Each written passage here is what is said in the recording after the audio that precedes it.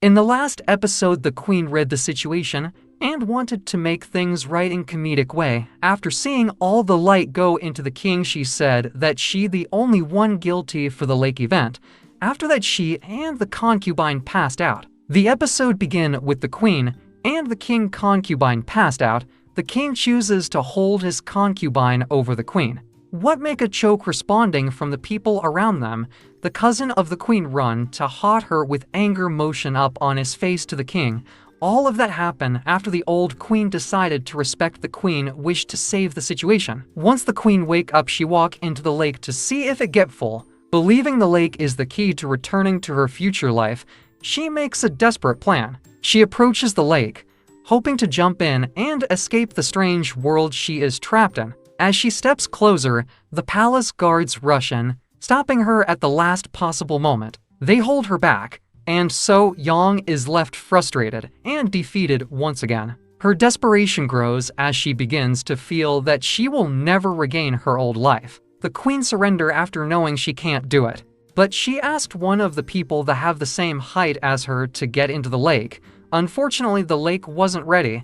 After knowing she in big trouble, she decides to visit the former Queen Dowager. She apologizes sincerely, acknowledging her mistakes and promising to become a better queen. This moment of humility and reflection marks a shift in So Yong's character. She begins to accept her role as queen, even if it wasn't the life she chose. Meanwhile, Cheoljong reflects on his own actions and decides to apologize to the queen. His apology surprises So Yong, as she did not expect this moment of sincerity from him. Although reluctant to forgive him fully, she begins to see that the king may have a softer side. At the same time, tragedy strikes the palace when the king's loyal assistant help her in bad condition. They are frustrated, and it highlights the dangerous nature of the palace. In the same time, it seemed that the king's ally, the leader, began to feel something towards her. In the same time, she started to get closer to the old king's widow. While they are talking,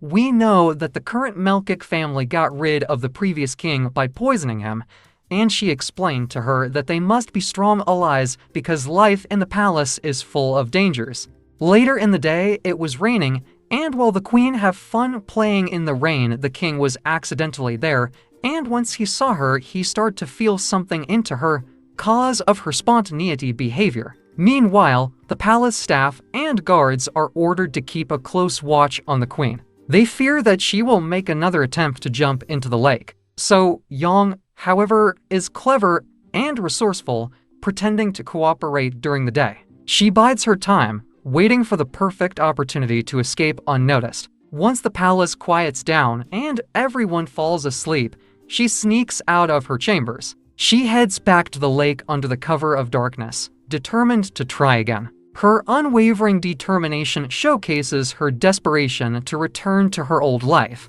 The episode ends when nothing happened, and someone appears from the shadows, and we know it's the king save her in the last moment.